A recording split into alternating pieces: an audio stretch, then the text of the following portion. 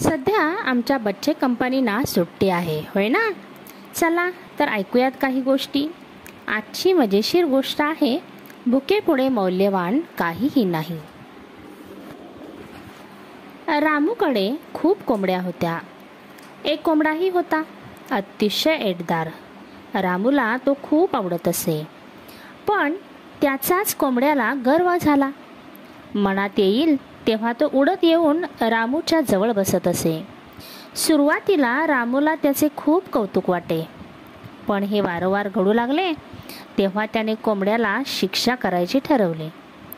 त्याने एके दिवशी कोंबड्याला उपाशीच ठेवले. तेव्हा तो वठणीवर आला आणि रामूची गयावया करू लागला. रामूने त्याला सांगितले की तुझे अन्न तू शोध. कोंबड्याने जमिनीवर खूप उकरून पाहिले, तरी त्याला ना धान्य मिळाले न एखादी किडामुंगी. तो खूप निराश झाला.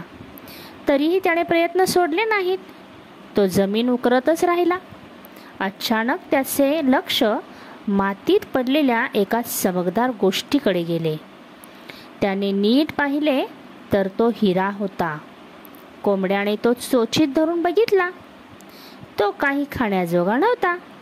त्याच्या मनात आले, हा हिरा कुणासाठी तरी मौल्यवान असेल, पण या ठिकाणी हिऱ्याऐवजी धान्य असते तर किती बरे झाले असते.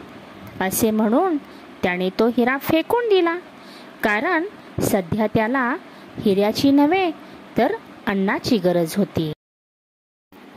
भुकेपुढे मौल्यवान हिऱ्याचीही किंमत कमी होते. आवडली का गोष्ट? अशाच काही गोष्टी दररोज ऐकत रहा.